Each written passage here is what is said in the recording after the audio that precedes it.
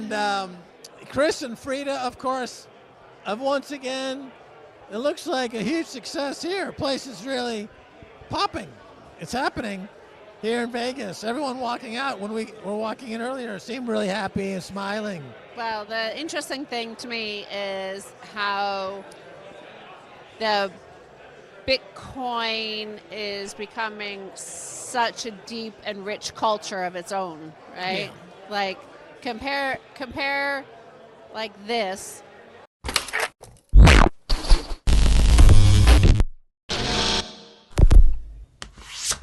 Hey guys, welcome to Everyday Finance. Fiat currency is rapidly deteriorating, and according to Max Keiser, possessing Bitcoin is no longer a choice but rather a need for existence. In light of the fact that the total debt of the world has now surpassed $350 trillion, senior Bitcoin maximalist and crypto advisor warns that central banks have lost control.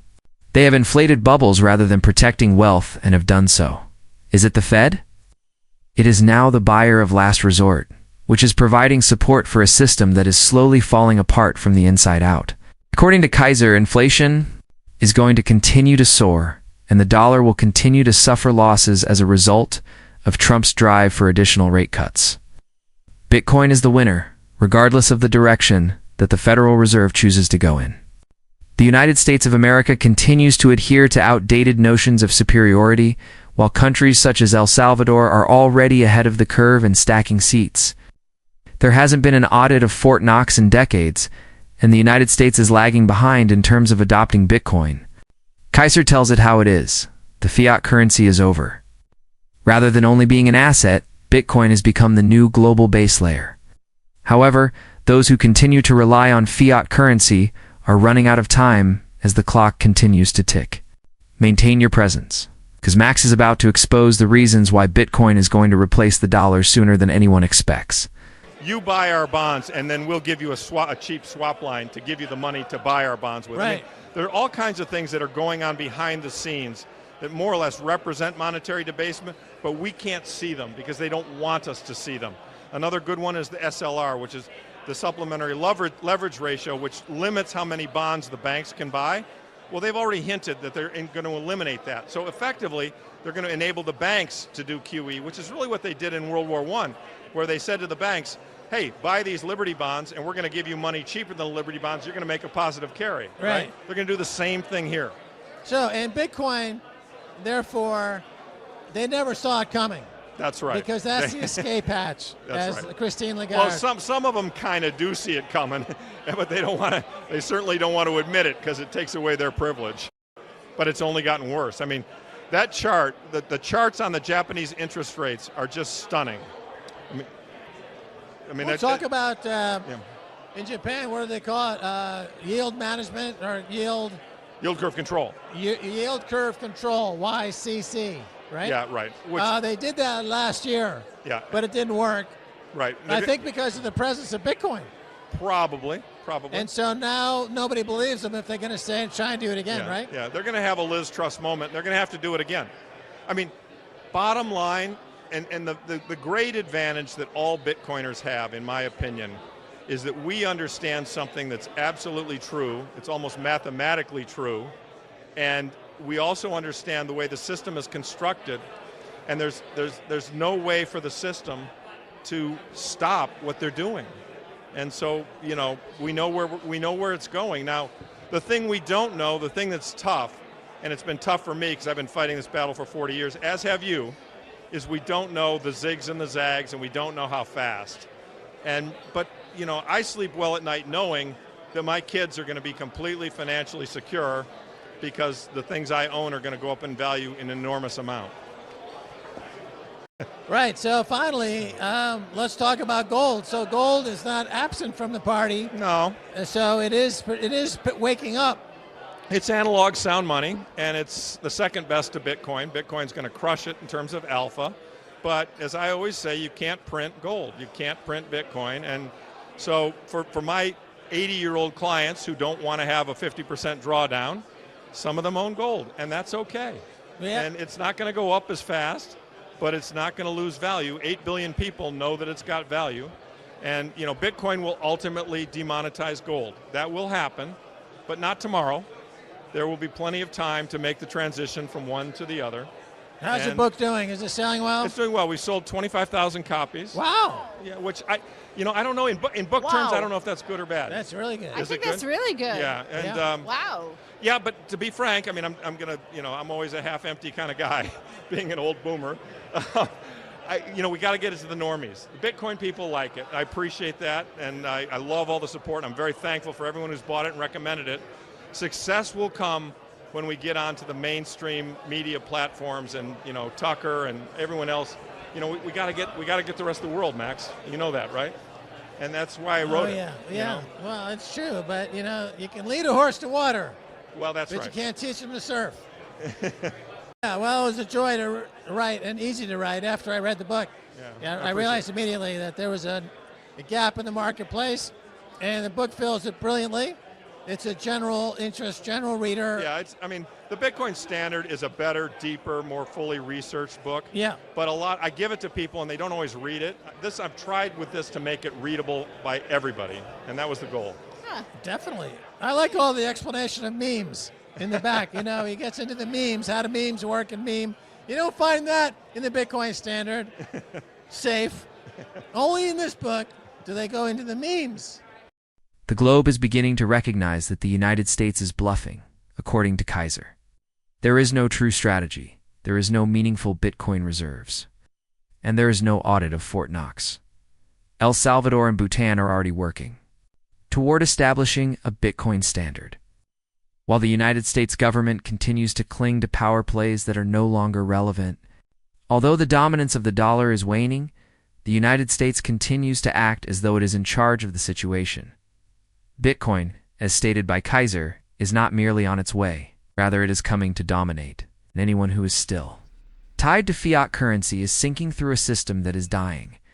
Is there anything else that we can watch? How quickly the collapse is taking place. 12:30 we're on, and the Bitcoin Sports Network is doing a great job in expanding all their events all over the world, really. They got this one here in Vegas. We got the Max and Stacy in El Salvador. They've got, I think, another one in Nashville. Yeah. And we're looking to do one in Panama now, because Panama is becoming a hot spot. Oh, yes. For Bitcoin sovereign adoption. Yes, Meyer Mizrahi, who is the mayor of Panama City, he's here in Las Vegas right now, and he's going to be on stage with us. He's been messaging me asking where we are and what are we going to do tonight. And yeah, he knows where all the good restaurants are. Yeah, but usually we're in bed and asleep by like 8 o'clock.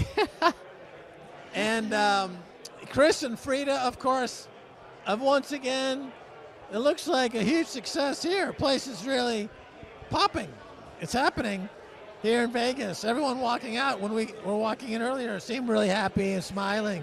Well, the interesting thing to me is how the Bitcoin is becoming such a deep and rich culture of its own, right? Yeah. Like compare like this to that first Bitcoin conference in 2011 in Prague, when there were 20 or 30 sort of, people with autism and Tourette's there, all the coders, me, you, Simon Dixon, and Pierre Noisa from Paymium.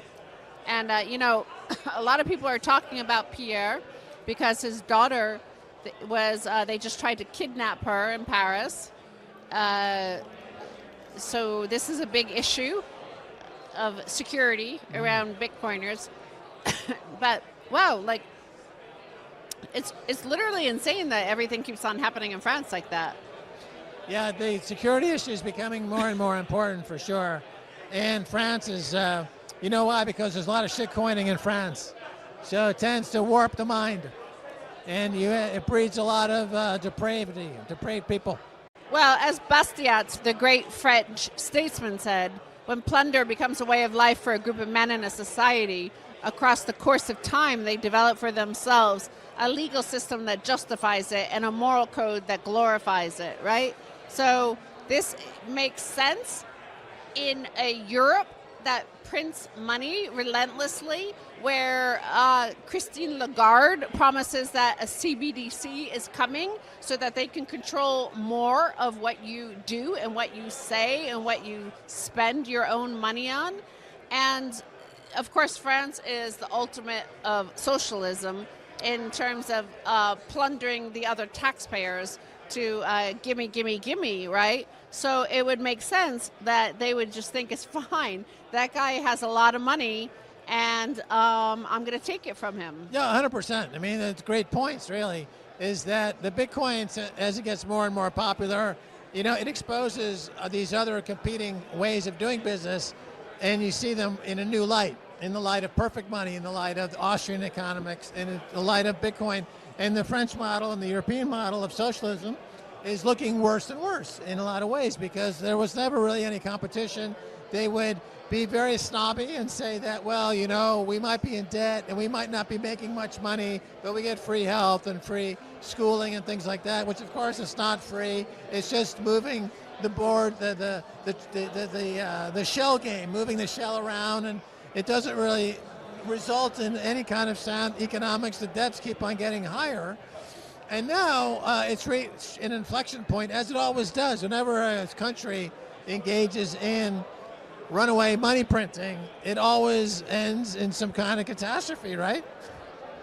Yeah. Or, I just because I spoke about France and about all the kidnappings or attempted kidnappings of Bitcoiners there, I did think of Brigitte Macron punching the president of France today on the plane. I mean, I know this inside story is that Macron he sold his Bitcoin last week. So his wife punched him in the face and said, Sacre bleu, you idiot. Why did you sell our Bitcoin? Probably. That was a bit of a surprise. The system that generates false money is in disarray. The institutions that were formerly able to guarantee stability are now printing money in order to maintain their existence. Central banks are at a loss for what to do. Governments are buried in debt, and firms are putting out digital money in an effort to maintain the illusion that they are still in existence. It is not the case that Bitcoin follows their regulations. There is no requirement for bailouts, approvals, or policy moves whatsoever. While currency systems are frantically trying to preserve themselves, Bitcoin continues to do what it has always done. It is unstoppable and continues to block after block. This is the reason why the transition is already taking place. Tether is stocking up on more. ETFs are being stacked with investors on Wall Street. There's even participation from governments. According to Max Keiser, in the next 5 years, nobody will consider Bitcoin to be a risk. They'll refer to it as the international standard. And when that time comes, no one will swap it for paper, not even for $1 million.